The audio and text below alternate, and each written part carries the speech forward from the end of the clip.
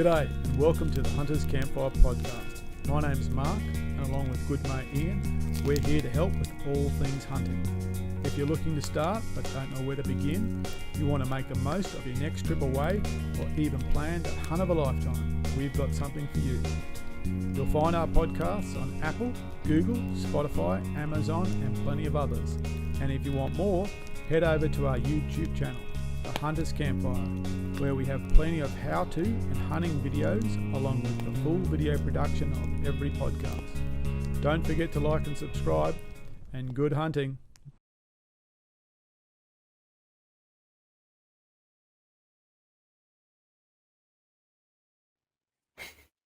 And Thunderbirds are go. And on that note, Mark is frozen. And no, he's back.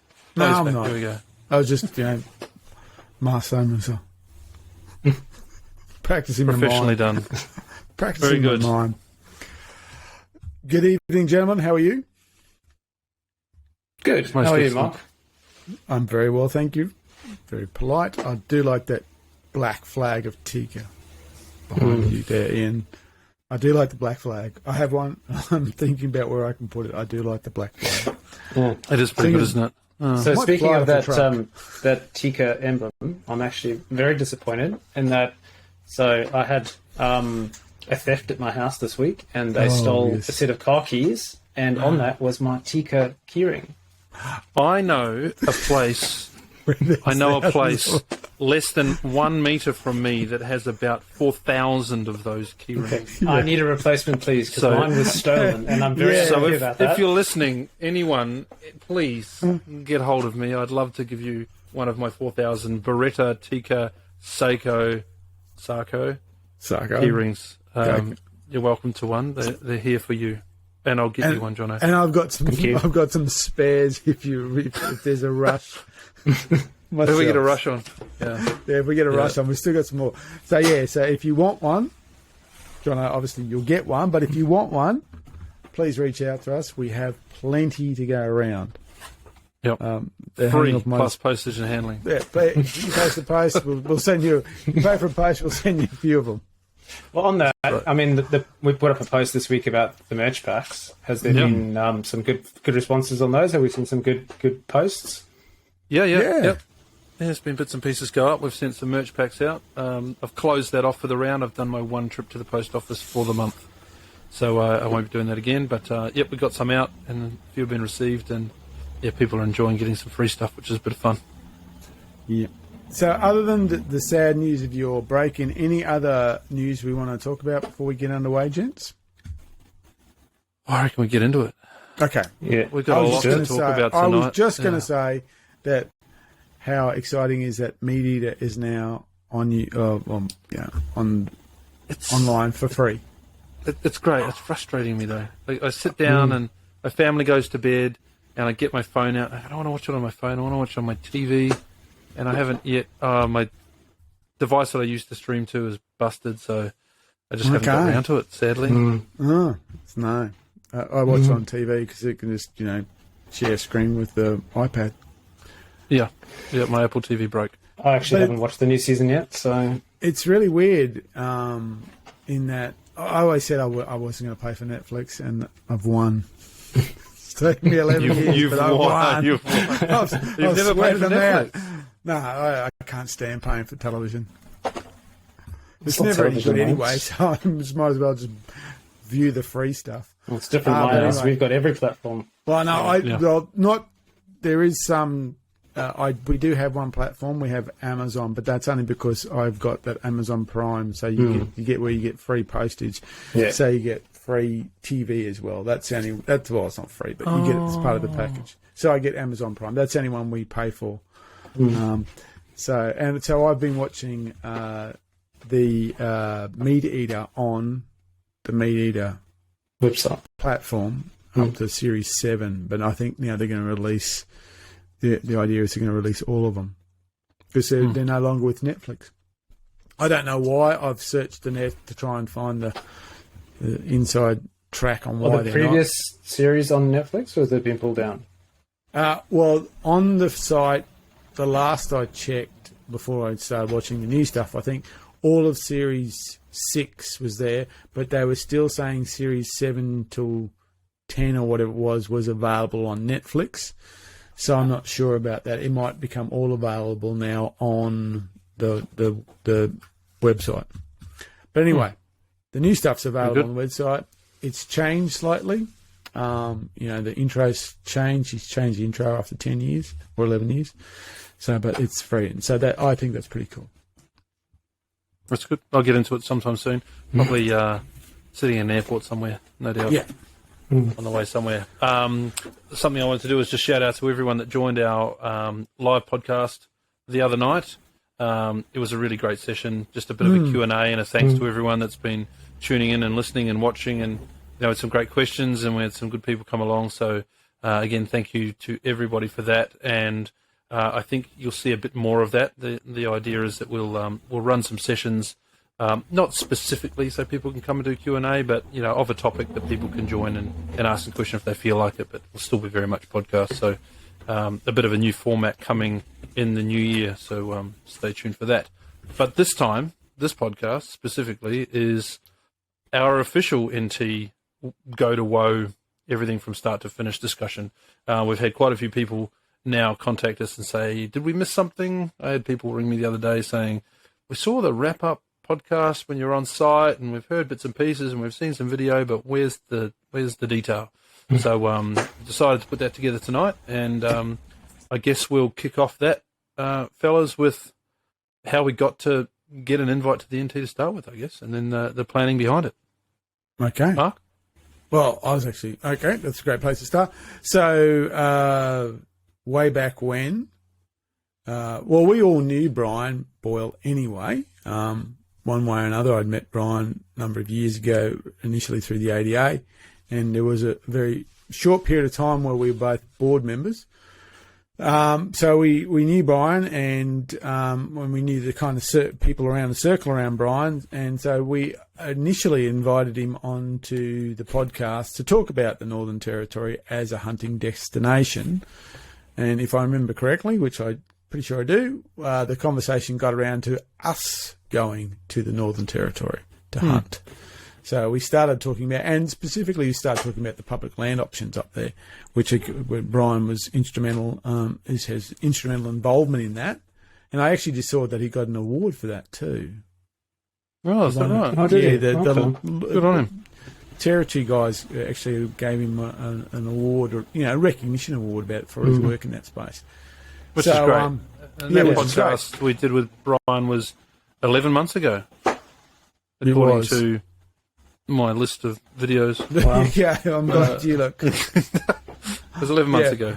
It was. So there we go. So that's where it all started. It started with the idea of, hey, you guys come up and hunt. And we thought, yep, sure, that sounds great. And then it kind of started to move from that sounds great to that sounds possible to that sounds probable. And it accelerated from there. So that's the inkling.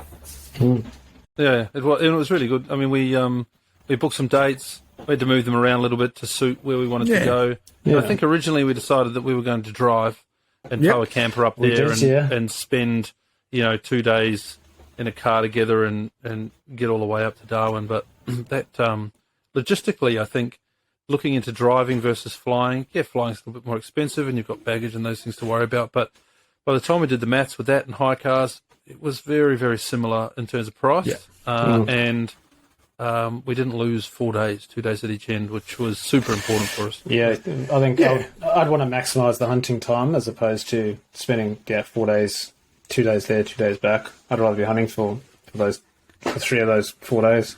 Definitely. Yeah, and you're right, because, the way you think about it, and I don't even know if it did save us that much in terms of dollars. We still would have had to pay for fuel when we're in the Northern Territory itself. We had to pay for fuel from the hire car from Darwin to the property and back and so on. We still would have had to done that anyway. There would have been obviously the fuel bill getting there and getting back. And, so I'm not sure if it was a cheaper option. It was certainly to drive, but there's no doubt that flying provided us with it.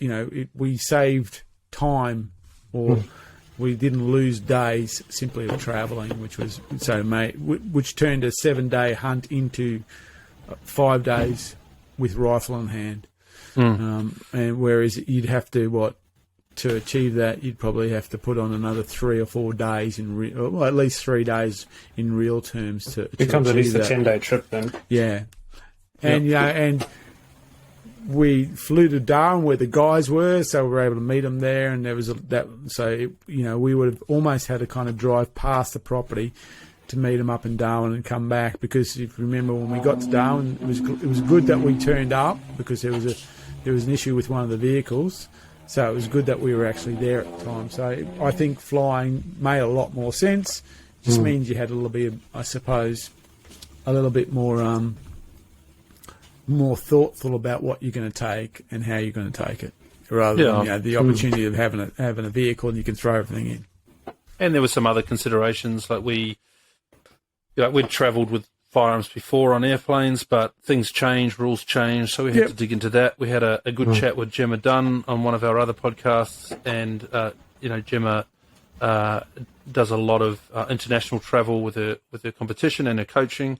So that was a really great podcast to listen to, and we got to ask her a lot of questions about travelling with firearms, and that really put us at ease. But we still had to figure out the rules from the individual airline that we booked, and follow those processes. And it turned out to be relatively easy, but we were juggling baggage from the start to the finish. Because we were taking not just rifles and some clothes and a tent, but we had all our tech gear and all of those sorts of things so that we could record and video and do what we did. So it gave us new challenges that you wouldn't have had necessarily if we'd taken a car. But no, they most were definitely not insurmountable. We got over them pretty easily.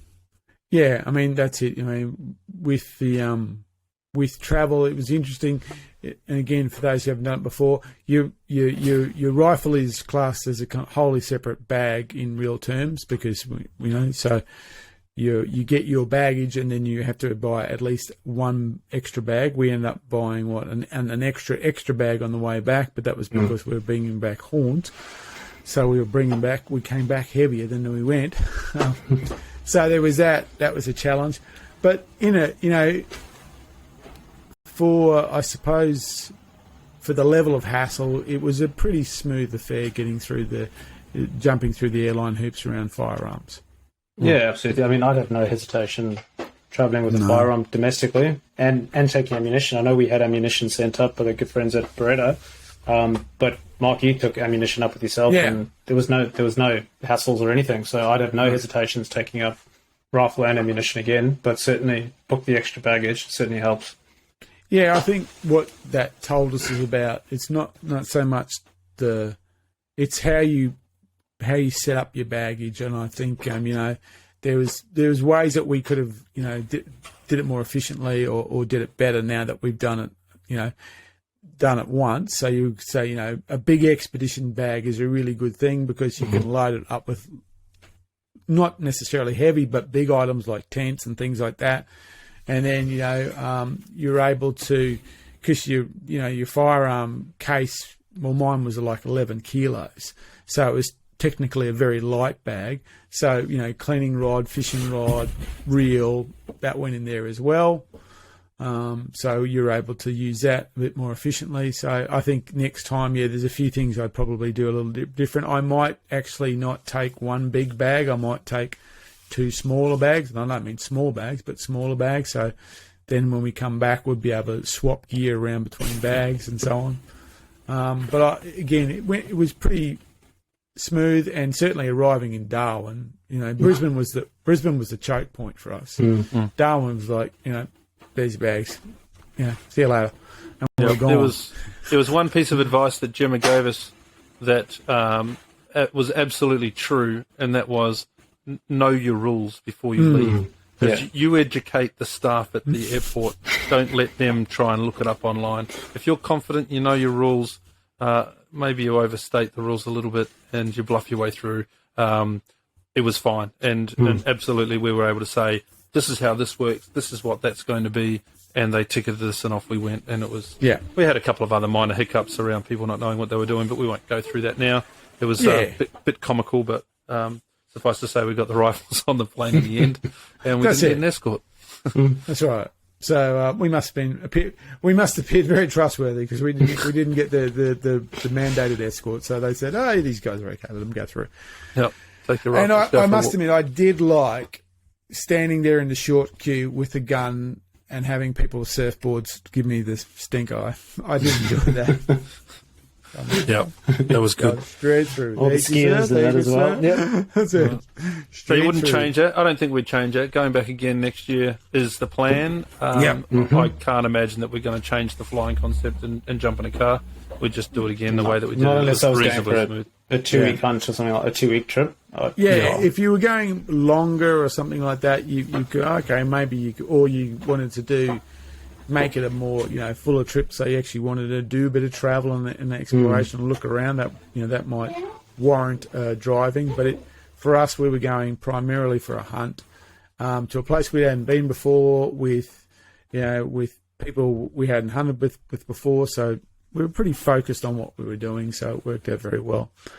So that's how to get there, and the gear. I suppose it's worth mentioning that we went the last couple of days in August into the first week of September, and that choice, there's a couple of driving factors around availability, but that, as Brian said, that's kind of middle of the road time to go to the Northern Territory. If you go earlier, it's cooler, but there's still water around, so the animals might not be so concentrated.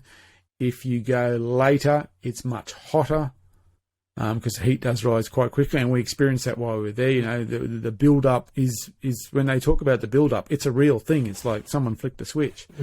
But as he said, as the build-up continues and the water dries out, you get greater levels of animal concentration around remaining water until the monsoon. So it was a nice time to go in that it was hot but wasn't too hot. And we had a level of concentration of game. Because I'm thinking, most days, not most days, but we saw plenty of game when there was opportunities for game. And when you say it wasn't too hot, it was 38 to 40 degrees in the heat of the day most days. It was warm, and we were covering some serious kilometres. The year that I went prior to this one, I went a little bit later, and it was kick your ass hot. So. One of the reasons that Brian suggested this time of the year was just to ease us into the whole concept of hunting into the N2 because, you can go up there and get into some serious trouble. 40 degrees, we're kind of used to that. Well, I'm kind of used to that in summer up where I am. It gets quite warm and dry up here. Brisbane gets the humidity, so we both, we sort of all had our experiences with heat, but it was definitely another level. But it was manageable. None of us got, heat stroke or pulled up with any sort of heat issues. It was good. It was good advice at a good time of year. I'd do that again. Yeah. And and a big part of that is, and we've spoken about before and a few times, was the water management system. I've heard some people not suggest that suggest that's not the way to do it.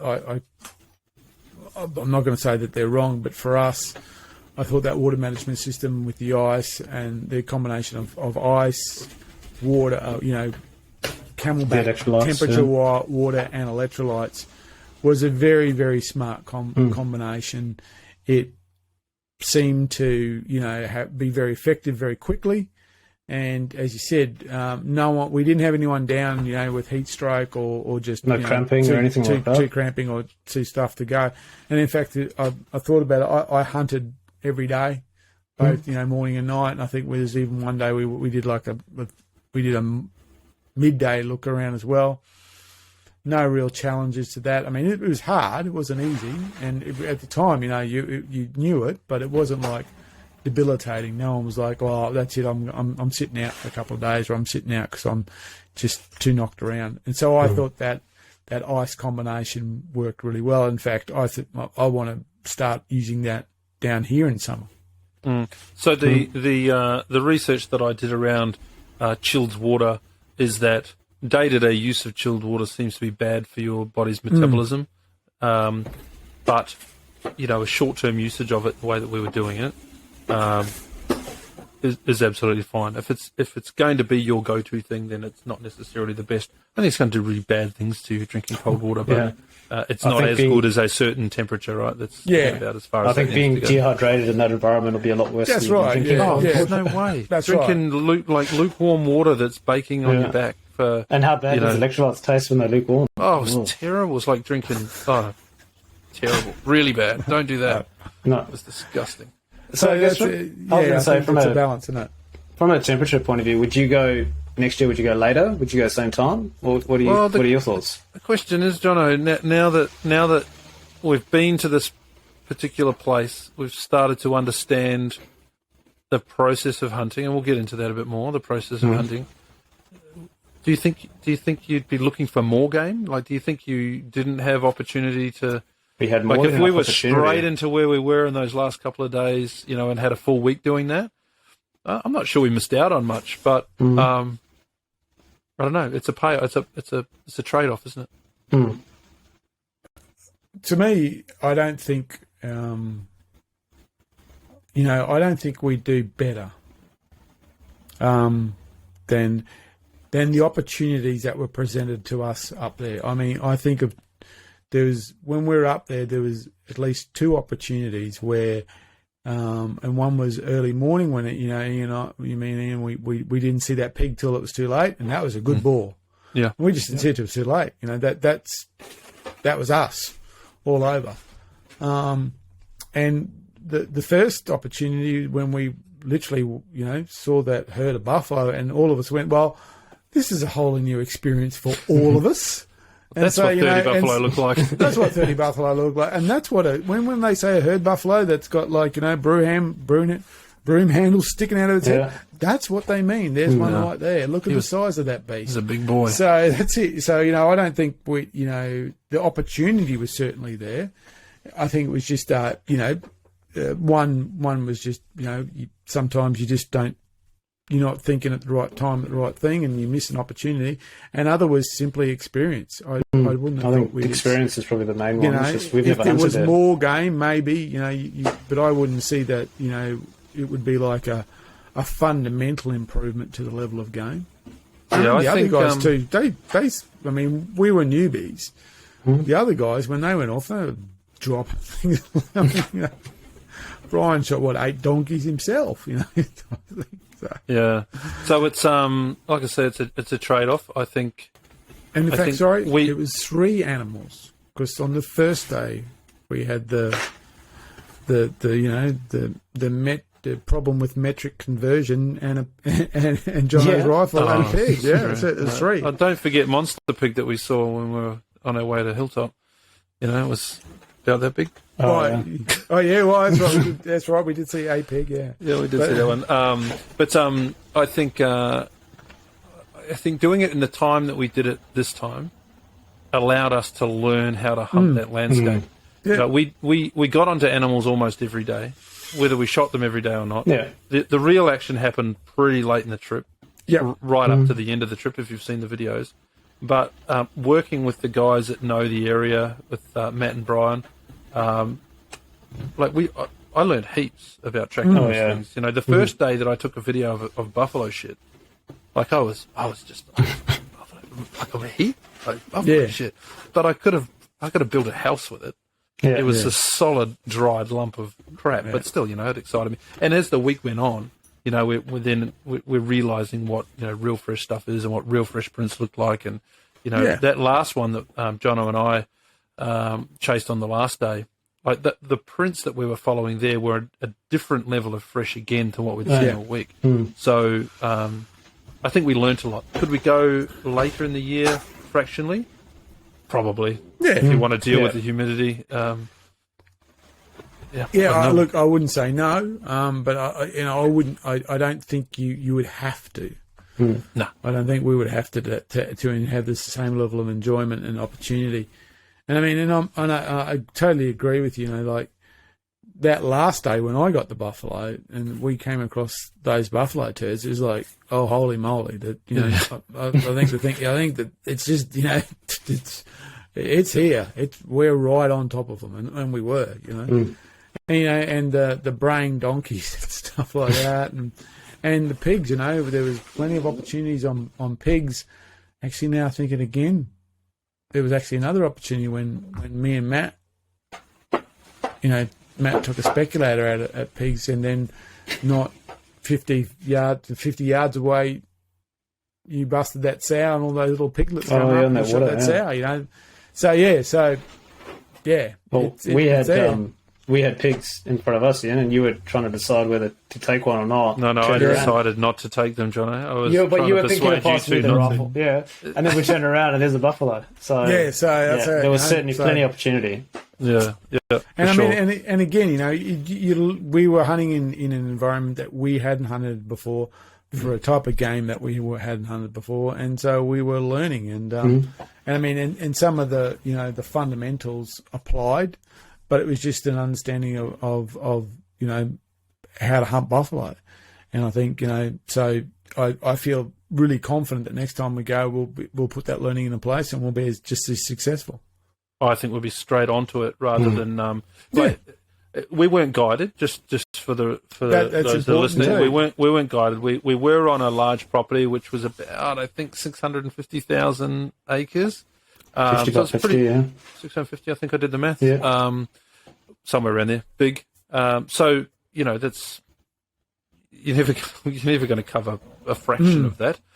We were invited there, and Brian and Matt had been there before, so they weren't guides. They were there hunting themselves, but they were willing to pass on some knowledge and get us on the way. And within the first couple of days, we were off on our own.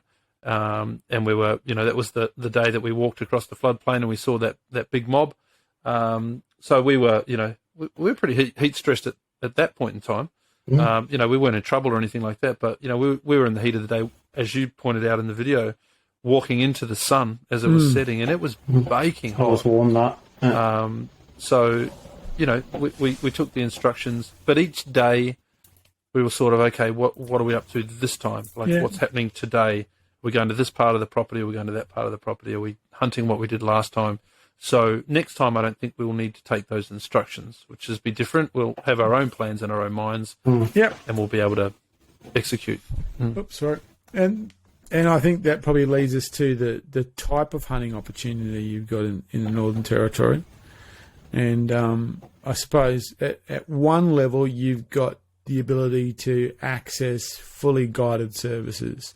So there's plenty of high-quality guides in the Northern Territory who, if you want to go to hunt there, you've got the opportunity to contact them. Obviously, that's a paid service, but you've got the benefits of a guide and local experience, and you'll probably have things like accommodation and so on sorted out as well. So you could, if you wanted to do quite a comfortable fly in, fly out. I know nearly all the guide services say they either, depending on where they are, you catch a connecting flight from Darwin to a location, or they come and get you, or something like that, So you could literally turn up in Darwin. Obviously, you want to pre-arrange it, but with your bags and your rifle, and away you go, and you could have a great guided hunt. And you'll probably get yourself a very good buffalo. I know Joe from DPI, he was up there, almost the same time, only a couple of weeks different.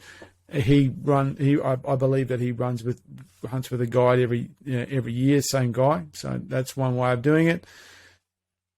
Other end of the spectrum, right at the other end of the spectrum, is the fact that Northern Territory has a level of public land hunting. So again, you could turn up to the territory and hunt, and this time it's public land. And the rule of the public land hunting in terms of Northern Territory, its structure is very similar to the R licence structure in New South Wales. It's not exactly the same, but it's very similar. But the thing with the Northern Territory is that you have to hunt with a local who has the same licence. Now, that could sound like, maybe that's too hard because I don't know anyone in the Territory. But from what I understand is I think is it backcountry? Is it backcountry? ECH, backcountry, yeah. If you contact them, they will very much help, connect you with someone. They obviously, I'm sure they don't promise they will connect you, but they'll be able to help you maybe connect with with the local hunters, and if you're in SSAA or ADA or Shooters Union, there's probably people up there who are in that as well. So it doesn't prohibit you from hunting. It just requires a little bit of again, pre-work on your part to find someone to hunt with, and it would, probably a nice idea to meet someone up there and hunt with them. And then there's what we did, which was essentially self-guided hunting, but on private land. Mm-hmm. So through Ryan's connections, we got access to a cattle station, and we hunted on, like a lot of people do. We paid for access. We didn't pay for game animals. We paid for access, and away we went. We hunted on that property. So lots of opportunities and lots of different ways of going about it. You don't have to, you're not limited in your options, but it comes down to what works best for you. Yeah, and just another point on the BCH, they're not pairing you up with a local to hold your hand, show you how to hunt, things like that. It's more of a safety thing because people do get in trouble in the heat. You come up from Melbourne or Sydney or even Brisbane. Yeah. It's a different level of heat, and if you don't know the signs, we've all been dehydrated, and we've talked about this before. I've been quite badly dehydrated. Just out the back of Toowoomba. Just get that wrong sometimes, and getting that wrong out there is a big problem. And the other thing, of course, is the wildlife. We came across a fair share of crocodiles, most of them freshies, so they're quite small, but I still would be jumping in the river. But there were salties up there as well, Jono. Brian and I saw a big salty. So that just tells you they're there, and it had us move our tents back from the billabong, 50 metres or so that we didn't get wrapped up and dragged into the water overnight. But they're the reasons why they're pairing you up, just to get some of that local survival, sensible knowledge, not to show you how to hunt. And Brian was even saying that someone got medevaced out this season, I believe. Yeah. Through poor water management, got dehydrated, and that was it. They had to get the chopper and come and rescue them. So it happens. Oh yeah, it could easily happen. You're walking big Ks. You could see it's hot. Yeah, you're carrying gear. You could see that you could easily, if you weren't prepared and you hadn't got a plan around how you're going to stay hydrated and stay on top of your game, you could see that you could easily get yourself in trouble. But I've been dehydrated in the Pilliga, so it happens. So what I liked about the fact that the territory was that we gave it so much consideration. It was my biggest stressor moving into it. If I was to say that I was stressing about anything, it was going to be heat and water.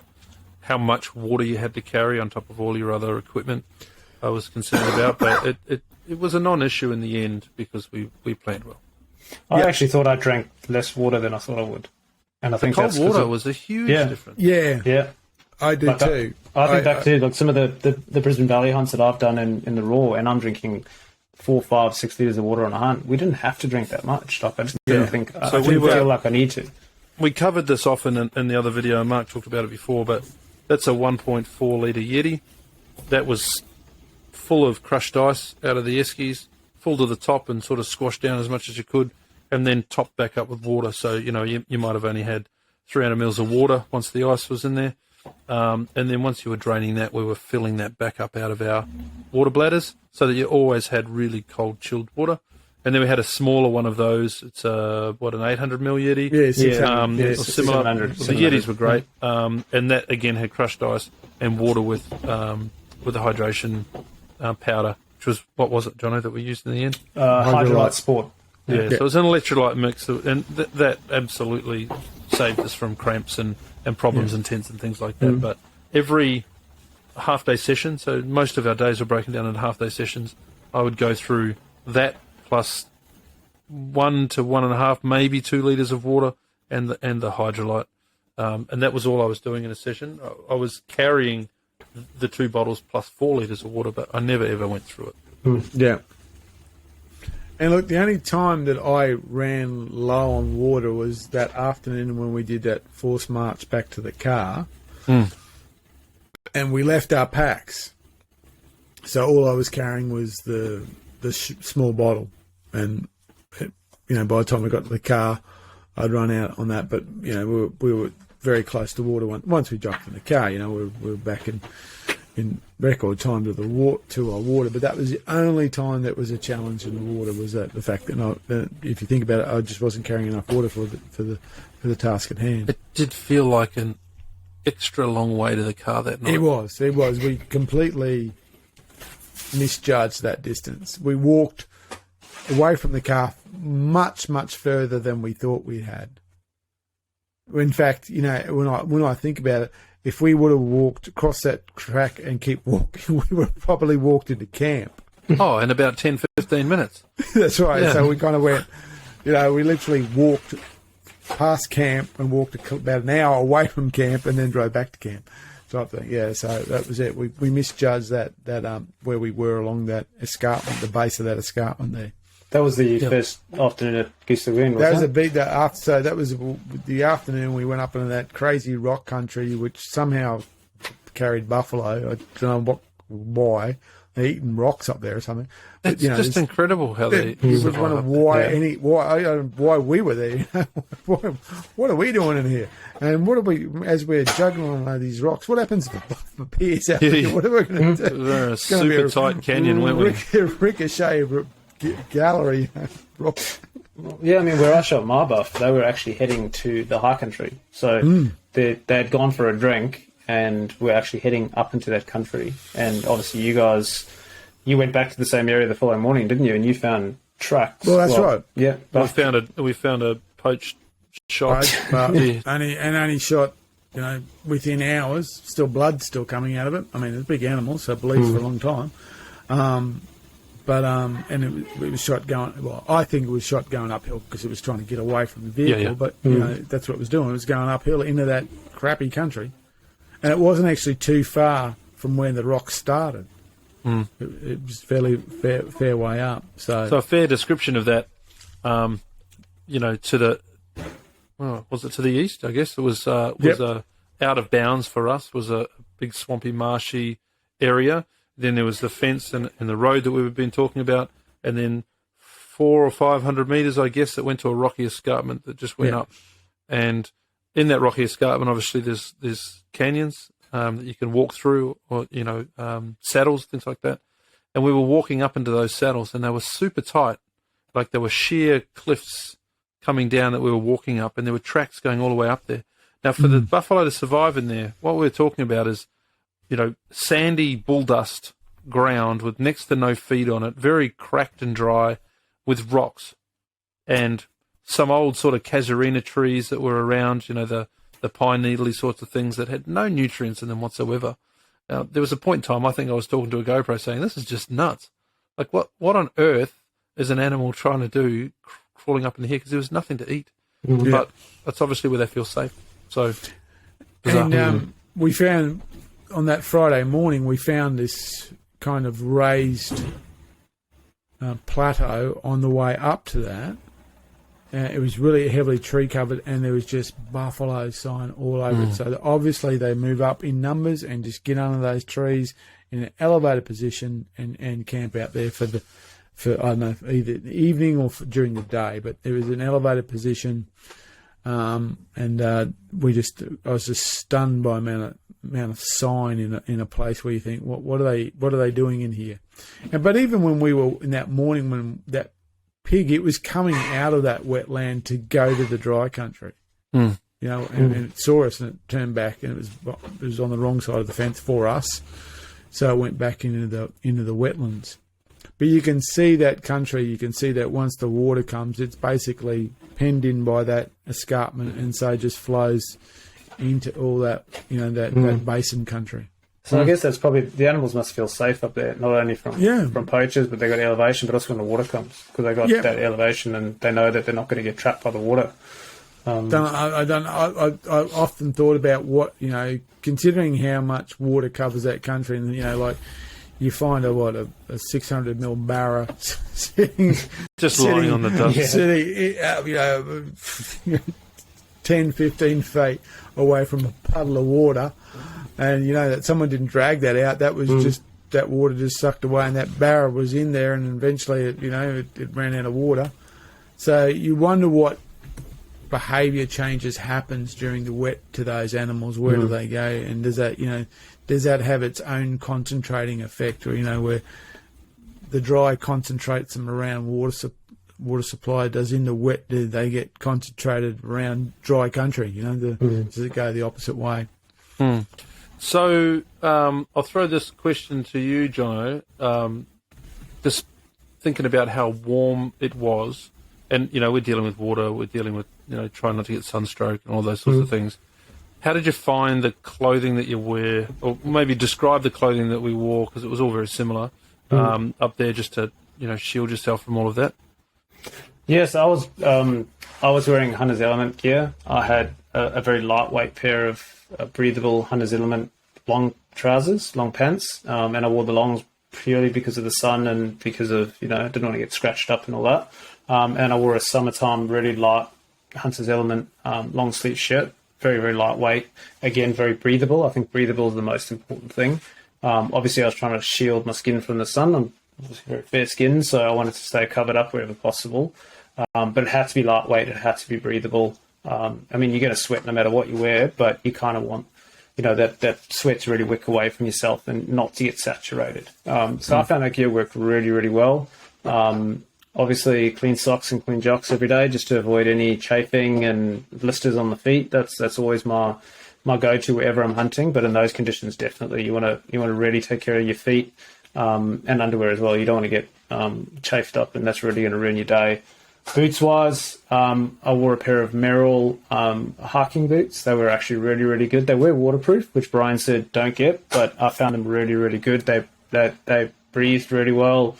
I had no issues. I had good socks, proper hiking socks, no issues with my feet whatsoever. I had no blisters, no nothing. Now, it's the first time I've been on a hunt where I've actually gone and bought socks specifically for the trip. Like, I've always had, hiking socks and those sorts of things, but I was, again, stressed about the heat before we went, and went and got the correct socks for the job. And the same, you said don't get waterproof shoes. That's what we were recommended, not to get waterproof boots. But you just can't find. You can get shoes that are not waterproof, but in just general supply, if you're going to go and find a pair of boots today, I think you're going to struggle to find something that doesn't have Gore-Tex in it these days. And I ended up with a new synthetic pair of Keens that were an ankle boot, and that, again, they did a great job. The only problem I had was that they were black, and when we sat in the sun for a bit of a rest from time to time, I got reasonably hot feet. warm feet. So I had to stay in the shade, but very comfortable. Didn't have a drama with it. But the whole long pants and long shirt thing, I agree with. Yeah. Mark, you were much the same, I think. Yeah, so I tend to wear those. I think the Pentagon brand, the Ranger. I wear them everywhere now. They're long pants. I'm not really a big fan on camo patterns. I just tend to wear just solids. The shirts, long sleeve shirt was either one of the Beretta Upland shirts or a Columbia Technical fishing shirt, in a solid colour, which they were pretty good, those Columbia shirts. I always wear a neck gaiter, because I find that when you're wearing a pack and stuff like that, your shirt tends to get pulled down, and so you can get that really bad burn just kind of below your hairline type thing like that. So I always wear a neck gaiter and on the front as well, so that just stops you from getting burnt. I don't wear it where I pull it over your head or anything like that, and that wasn't it was just really to give an added level of protection around your neck from the sun, and a really nice, good floppy hat. And, I did the same, got good quality hiking boot socks, various brands, Mountain Designs and MacPack. I wore my traditional hunting boots that I've worn lots and lots of places. I had a problem with blisters, but I kind of know what happened. It was just one day the socks hadn't dried out properly when I put them on. They went on slightly wet, and that was enough after one of those big days. And plus, that was the day we were up scrabbling all over those hills. So, the combination of slightly wet socks and doing some really serious cutting up and around rocks and your feet moving in all sorts of angles cause the blisters. But, tape and rum and you're fine. Keep going. It was in the last couple of days, wasn't it? Yeah, I mean, right. I didn't hear a on squeak out of you. You toughed it happened out. it happened it happened that Thursday night when we first went up into that rock country. Yeah, And then second to last hunter. So this Friday morning when you and I went out, when I went, for some reason I went back up there, and pushed just to see if why. I could. We all know why. Really hurt myself that We day. all know so why. What could you see from up there, Mark? That's what right. Was the view from up on the top there? I wanted to see those monster pigs again. I did. I know you like pigs, Mike. I know. I wanted to see them. I just like looking at them. I guess the biggest. I went up there. And then that was, and that was it. So that caused that to happen. But, as I said, lots of tape and we're fine.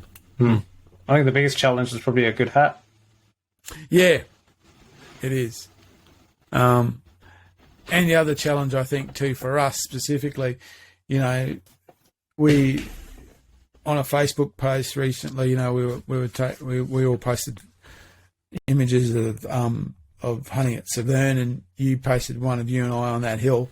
The amount of gear that I'm carrying, I'm just going, it's no wonder. Like I got a GoPro and a camera, and then everything else, So you're just loading yourself up with more and more gear, trying to capture it, which is fun and great part of it. But it does mean you are carrying more gear. You are carrying more, and it's fiddly gear. It's not something you can. It's not like I'll just stick it in my pack. It's got to be out. It's got to be at hand and stuff like that. So it does get in the way, and I think that just adds to it all. Yeah, certainly easier having three of us holding a camera. It didn't mean that we all had to carry two. Yeah, it's difficult. It's difficult juggling the whole lot, especially if you're doing it by yourself. But we love doing it, right? We like putting the content together. But that's what it is. You realise, holy moly, you've got gear sticking out everywhere. You can shove something in, it's sticking out like that. So that's the stuff that we were wearing. Let's go to camp then. Yep. So again, it was hot. It was humid. The mornings seemed to be more humid than the rest of the day, and that humidity burnt off as the heat came on. That's fair. So it was a bit sticky, but it was still. I'm not going to say it was overly uncomfortable at night time, but it was still damn warm compared to what we used it was to. hot. There's no doubt. There's no doubt it was hot during the night. I mean, but it wasn't. I think it's hard to not labour the point how hot it was, but what you don't want to do is like it wasn't like debilitating. It was not like we're just sitting around doing nothing because it's so hot. No, it was just the reality is it was hot. Yeah, and it stayed hot. It stayed hot. There wasn't like with the sun went down it dropped off. No, it stayed hot for so it was just which meant I suppose in terms of gear that we probably in that instance took too much gear or the wrong kind of gear for that around camp. So one of the benefits was we went with locals, and so things like camp chairs and camp tables and camp cookers were supplied. We didn't have to worry about taking that, but we took our own tents and our own sleeping gear and all that stuff. And I know that from my point of view, next time I'd take a slightly bigger tent and take less in the way of sleeping bags and so on and so forth. Yeah, and you're looking at the locals. So Matt, he had one of those big King Daddy Deluxe type swags. So he had heaps of space. It was wide open. He just had the mesh down. Boyley had something that I can only really describe as a large trampoline safety net. That's what it reminds me of. Yeah, they were called Mozzie tents or something. Pop-up tents. They had a name. They were called that. They were something like a mosquito tent or something like that. Yeah, which was basically just a tent without a fly. Yeah, lots of space. And I had a MacPack Minaret, which is I call it's a two-man tent, but it's a 1.5 person tent really. And it was set up with just the fly mesh. It had no cover. And again, the same as you, Mark, I don't think I'd take a sleeping bag, although I was happy to have the sleeping bag underneath my blow-up mattress in case, just a little bit of protection, because we were sleeping on rocky ground every night. And, that can be a bit dangerous when you throw 120 kilos of mammal on top of a blow-up balloon that's got rocks under it. There's perils that happen. That's why you get a self-inflator, mate. Yeah. They're harder to puncture. They're harder to puncture. Had what I had, and I'd already had a problem with that exact model, so I was a bit worried about it. But anyway, we came through okay. Mm. Yeah, I'd take that same tent again. I wouldn't change that. I had enough. I had an MSR. I think it's called the Elixir 1, which is a one-man hike tent, and it is a really, really high-quality tent, well made, a whole lot like that. But it was just too small. I took it, to save space. But I've got as you said, I've got a hike 2-man tent, which I'd take next time. But I wouldn't take the sleeping bag. I'd just take the bag liner, and take the mat again. And and anyway, I never slept in that sleeping bag. I slept on it. So I'd probably do the same with the bag liner. Just lay on the bag liner to give you, a level of, insulation, or want of a better word, between the mat and myself. Though I slept on at times I slept straight on the mat as well. There was no problem with that. Jono? Yeah, I took an Oz tent, sort of one-man Alpine tent, which was fine, was perfect, but I had nowhere to store my gear, so the gear was outside the tent. Yeah. I think a slightly larger tent would be nice. Although we did realise, I think, when we were packing up here, that we had the Alton Goods top that we could have put up and put our gear under that, if we had thought about that on day one. Yeah, we had the big expert bags, though, and we could close them up. I didn't stress too much about... But we did find that anything that was left out did catch the dew. Talking about Mark had slightly wet socks that day. It's not because he'd left them in the water, they just got dew on them. Imagine as they hung up in the tree, right? I'd say from a gear perspective, I think those expert bags are probably the absolute winner of that trip, because that dust just got into everything. And storing your gear in when you're at camp and everything else, they were the best. Just having that all closed up, and we managed to put 5 buffalo horns and 4 buffalo horns in that, and chucked it on the plane on the way back. Or 4 pairs of buffalo horns. 4 pairs, So that shows you how versatile they are. I think that was probably the winner, and I think next time I'm going to take a spare one in my bag just to load stuff coming back with. And I used my gun box in very much the same way. I bought a really high quality Pelican gun box, but I think it's Pelican Volt. It's slightly different from the traditional Pelican gun box, but it was okay for it to be outside. It could seal up, so I could put things in it. And in the morning, as you said, it was covered in dew, but inside it was dry, so it provided a great level of protection to gear like that as well. So that was very handy to have. But a good quality expedition bag is worth its weight when you're there, because you can throw things in it. It doesn't matter about packing. And ours were quite large. Mine was never near capacity. It got close to capacity in terms of weight, but I never filled it. It was never like, we can't close this type thing. It was just, and that was really handy as well, because you could just kind of throw things in it when we were on the move. You didn't have to worry about packing it up too much. And 2 things extra to that. The things that we packed because we had to be ultra portable, and we were on the move. We were never going to be staying at a single base camp the whole time. We had 3 camps over the trip. One was just the first night, and then we had a couple of other camps. But we needed to be able to pack up quickly and get going, maximise the time hunting, not maximise the time setting up a grand camp. And the other thing is, don't underestimate how harsh that place is. Like, your gear is getting thrashed. It's going on the back of utes. It's covered in bull dust. It might get a bit of moisture on it, then it's covered with more layers of dust, and it's just everything got hammered up there. Rocky You've ground. got to take tough gear. Don't take flimsy, shitty stuff up there. You'll have trouble. And I mean, even with the bags, don't take a traditional duffel bag. Get an expedition bag. Get something that has got a level of. I mean, it's not going to be waterproof, but it's got a level of waterproofing, because it is on the back of that truck. We were swallowing dust for hours, and and they were that sheen over them. But once you brushed it off, everything inside was pretty much okay. And that was certainly a very, very good planning to actually take those kind of bags with us. And I mean, I was really very happy with that bag. Yeah, good. we've talked a lot over the last podcasts and the videos that we've done about the rifles that we took. I don't know if we want to cover that again, or do we leave that? We could touch it very briefly. We had 3 rifles. We had 2 9.3s by 62s, not 9.3 by 66. Not 66. There is a difference. Ask Jono, ask the pig. It's all known. It's there. That's Giggled all the way. It's real. It's real. That's that 4 millimeters is really, really important. What did it look like on video, Mark? It's like, Yeah. boom.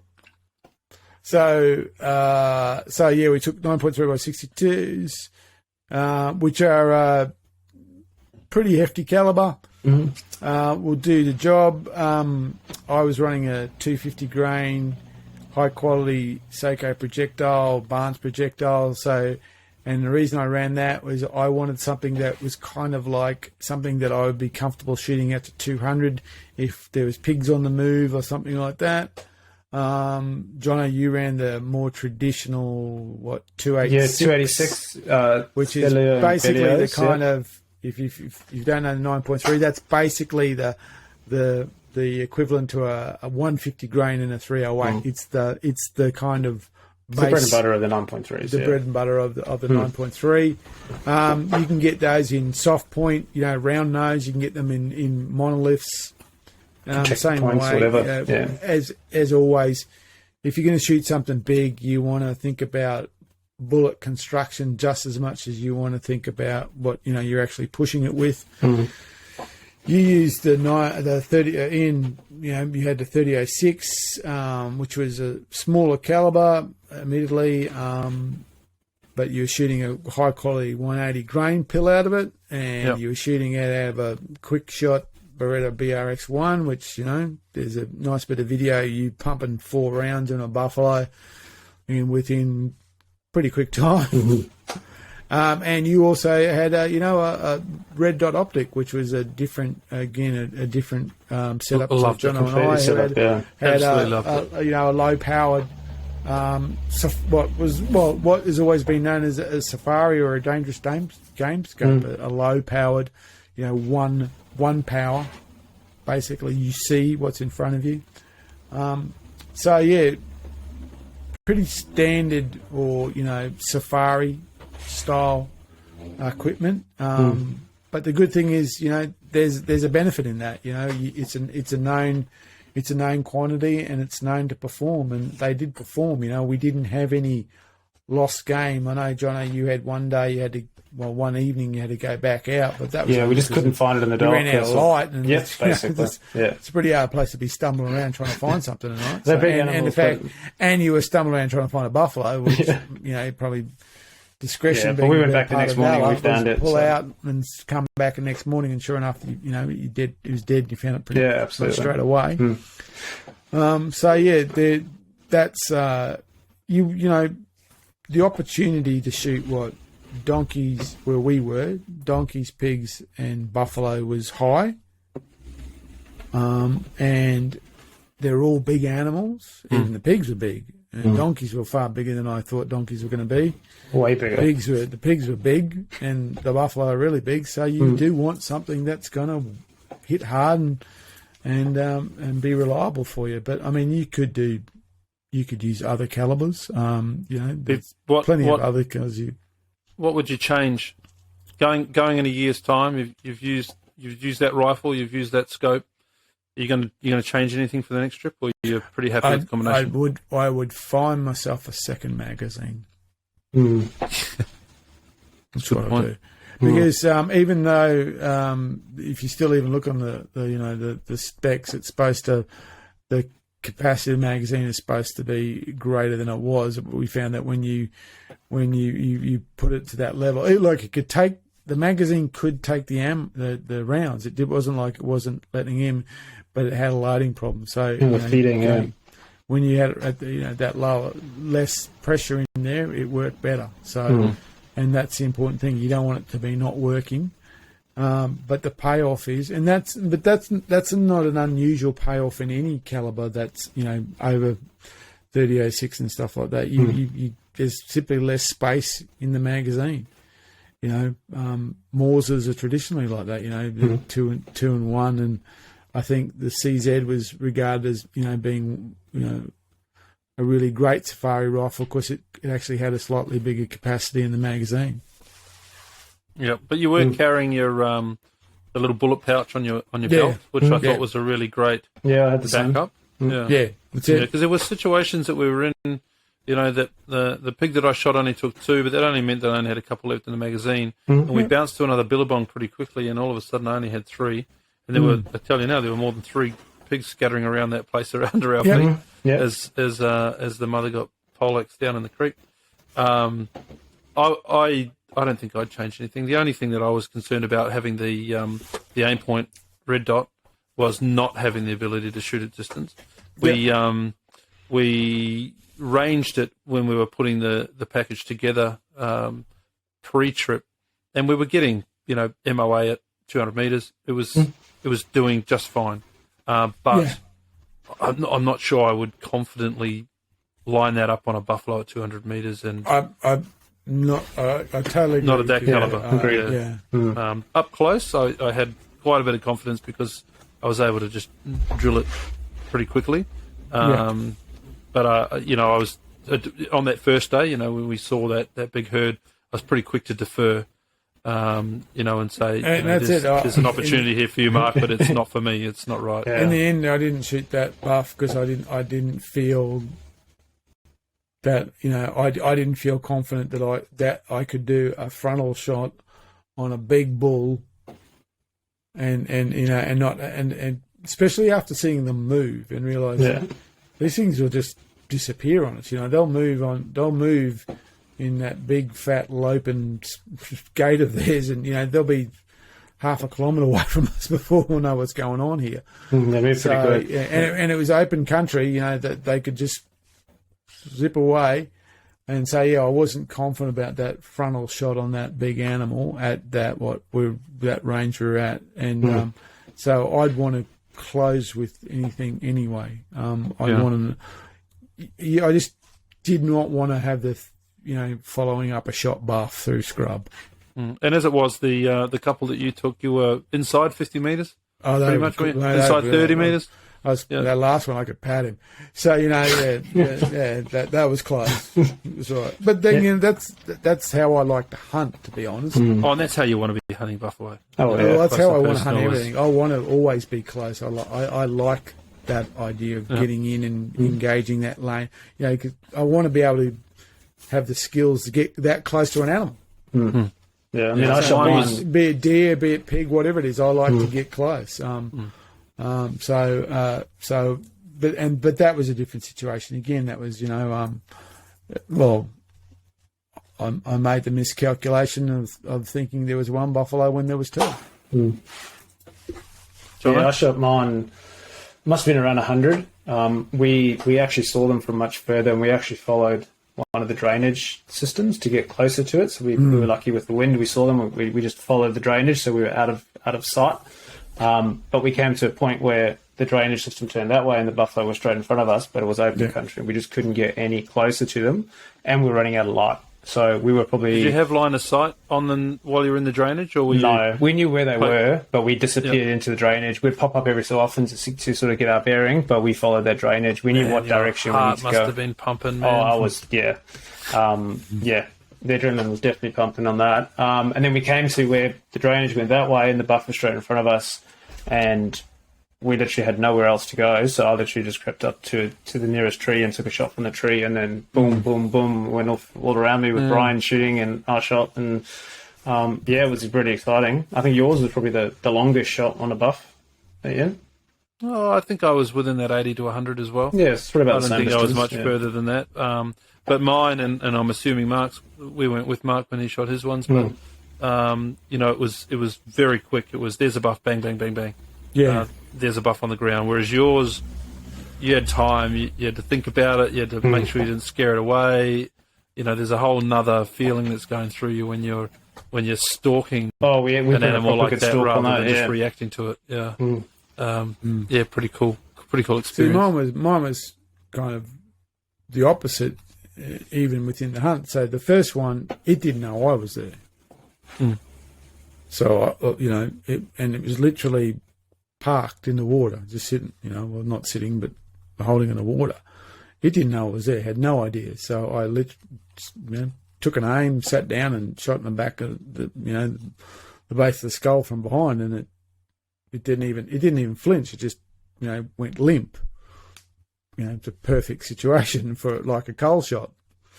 The second one was, I didn't know it was there. So it was a reverse operation. It was a whole, it's on.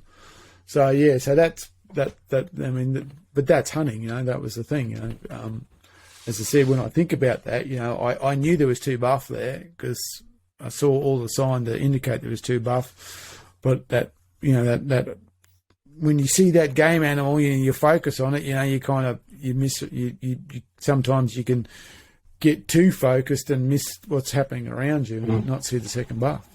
Well, there was definitely more buff with yours, Ian. We heard them crashing off. Yeah. It's easy to say, don't shoot the first buff you see. But when you're in the last 20 minutes on the last day and the light's going down and one stands in front of you and fronts up, right. like this one turned and went, I'll have you, buddy. There wasn't waiting around for anything else. I wasn't chancing my luck. I was happy. And it's interesting because you see the stuff on social media all the time. People go up to the territory, they go buff hunting, they get these massive first, and these animals that they take out there. They're selective, and you can do that when you've got an outfitter and you're going on a property like that. But and the buffalo that I shot was probably only a year, maybe 2 years old. It's only got a very small set of horns on it, but I'm absolutely wrapped with it. Oh yeah, absolutely. It's the same with deer hunting. If you go and shoot a big 7.7 on the first trip, what are you going to go back for? Mark has a bigger challenge to one-up himself than I do on the next trip, and I look forward to seeing him do that. But let's talk about the buffalo a bit more. So what have we learnt about the buffalo habits, how to hunt them, how to track them? We knew nothing when we got there. What can we share with the listeners about buffalo themselves? If you're going to be there for the first time in the same situation that we were, how are you going to attack this? Well, I suppose there's two ways of looking at this, or there's two perspectives. The first perspective is that buffalo are like every other animal. They have the same needs as every other animal. So they need to graze, and they need to water, and they need to have a place to hold up. So you need to have those components available to you. There has to be a water supply, and in fact, that's what we did. We generally went looking for water. And once and for instance, when I was hunting with Brian, we heard the red-tailed black cockatoos, and we moved towards that sound. And then once we found them roosted. They weren't on the water, but we looked around, and all of a sudden we found a bit of water. We said, okay. So things like water. The other thing is that feed. It's got to be able to eat something. The buffalo seem to be like goats; they can basically eat anything. They don't need improved pasture. I'm sure they love improved pasture, but they don't need improved pasture. But then there's those kind of, I think, things that, like when Matt spoke about it, and that gave us, I suppose, the more nuanced things about buffaloes. For instance, that they'll even hold up in dry drainage. They don't need to hold up near water. They have water, but they'll move away from water, and so they'll hold up in the dry drainage areas because it's cooler, and they'll actually dirt bath or sand bath type thing. When we saw that big herd, it was probably moving towards water. So, and that was in the afternoon. It was hot. You think about it, that animal is they were like a mob of goats going to a water supply, quite possibly. They were moving towards water. So They were doing that kind of thing that animals would do. What I found, I suppose, unique or kind of buffalo-centric was one, they seemed to have I didn't see as many prints as I thought I would. I thought, I thought they'd be like cattle, it would just be...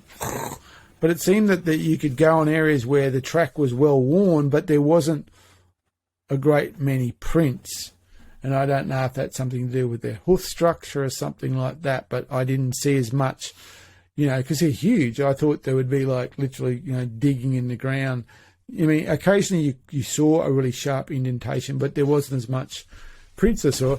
But conversely, their turds are like, an orange flag on a four-wheel drive. You kind of like, it's like, it's like when you go to your first red deer roar and you hear a cow and you go, oh, is that a red deer? Is that a red deer? But then when you hear a roaring stag, you go, okay, that was a cow. That's what a stag sounds like. So, when we were first day, we were going, is that a buffalo turd? No, that's a buffalo turd. That's what it looks like. That's what it looks like. That's it. There it is right there. And it's like, it's like a Coles chocolate cake. Like a half a soccer ball. Yeah. So, it's huge. In that rounded shape. Well, I kind of reminded me like someone got a Coles chocolate cake, a big one, and just kind of dropped it. And it's flattened, but it stayed together. It didn't shatter. And yeah, it's like a kind of almost like a singular piece, which must reflect their their intestines and what they eat. But that was immediate once you saw that, and the fact that how hot it was. If it's got flies on it, it's pretty, and it's still holding some level of moisture. Then it's probably at least an hour. It's only hours, if not less than hours old. Up there, it's going to dry out pretty quickly, I assume. Yeah, I mean, for me, the one thing I took away was, especially with hunting with Matt, is how quickly he moves between billabongs. He doesn't dawdle around. He's just billabong, billabong, billabong, looking for sign, right, there's nothing, looking for water, right, move to the next one. Try and cover as much ground. Whereas we're like looking around, trying to find prints, trying to find that. There's nothing on the water. Go. That's the one thing I took. All on us. Yeah, but look how much ground we covered, and because if the animal's not there, they could be at the next one. You've got to find the next one. Look for those big gums and go. That's the one thing I took away, was really trying to cover as much ground. Be as efficient as you can, but really cover as much ground as you can, looking for that water, because, as Mark said, they need some water. And if they're not on this one, they could be on the next one. And it was quite noisy. It was quite noisy underfoot. There was a lot of leaf litter. We were making a lot of noise moving between billabongs. But you'd quieten right down once you had one in front of you, and you could get through it reasonably quiet. And I don't find that we were scaring animals away. There was that when we went out with Matt, Jono, on that last day, the first mob of buffalo that we bumped, they were onto us and on the run. Yeah. That was the first set of the first group of buffalo that we had that we obviously scared them out of cover. Most of the others we saw, they weren't aware of us, so I don't know if they're hearing. I can't imagine that their hearing is bad, being I guess some sort of prey animal, aren't they? They're not anything else. But the other thing that I found quite interesting, I don't even know if I've figured it out yet. We do a lot of deer hunting, and deer are largely nocturnal, in areas that we're hunting, that only a very few minutes of light that they tend to be out when they've got a bit of pressure on them. Buffalo, by what we've been told and what I've seen, they're sleeping during the night just like a herd of cows are. They're moving around in the early light, and they're on their feet during the day if you find them.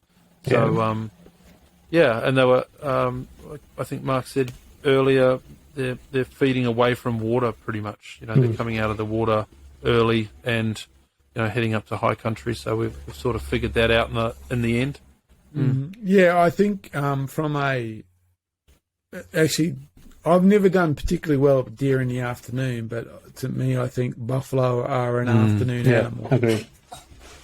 The boys were less than motivated in the morning. Yeah, and I think what it is its ability to concentrate.